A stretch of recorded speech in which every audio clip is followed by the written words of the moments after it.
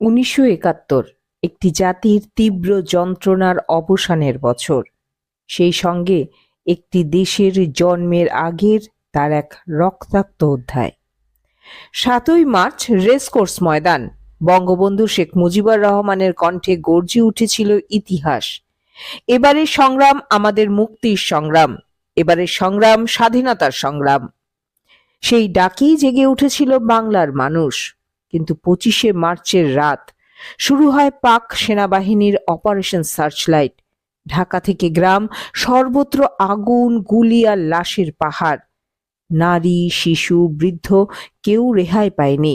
বাংলাদেশ যেন মৃত্যু উপত্যকা।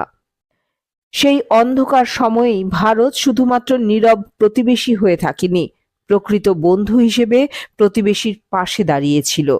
১ কোটিরও বেশি শরণার্থী নিঃস্ব হাতে ভীত সন্ত্রস্ত হয়ে ভারতের মাটিতে আশ্রয় পায়।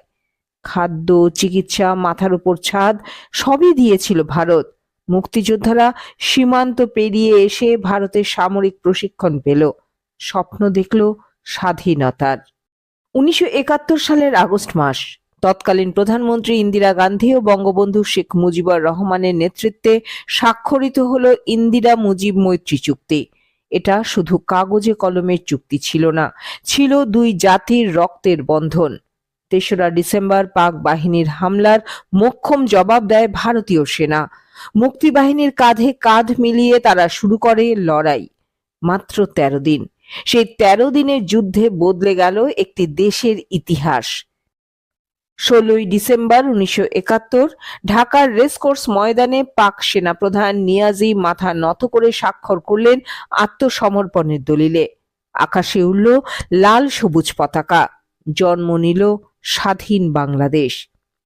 এই স্বাধীনতা শুধু যুদ্ধ জয়ের গল্প নয়, এটি বঙ্গবন্ধুর স্বপ্ন, মুক্তিযোদ্ধাদের রক্ত আর ভারতের নিঃস্বার্থ বন্ধুত্বের ইতিহাস। ১৬ই ডিসেম্বর তাই শুধু বিজয় দিবস নয়, এটা মানবতার, এটা সাহসের, বন্ধুত্বের এক চিরন্তন সাক্ষ্য। আর তাই ভারতের প্রতিবেশী প্রথম নীতি আমাদের প্রত্যেককে আজও গর্বিত করে। এই বিজয় দিবস উপলক্ষেই কলকাতায় আয়োজন করা হয়েছিল এই বিশেষ অনুষ্ঠানের।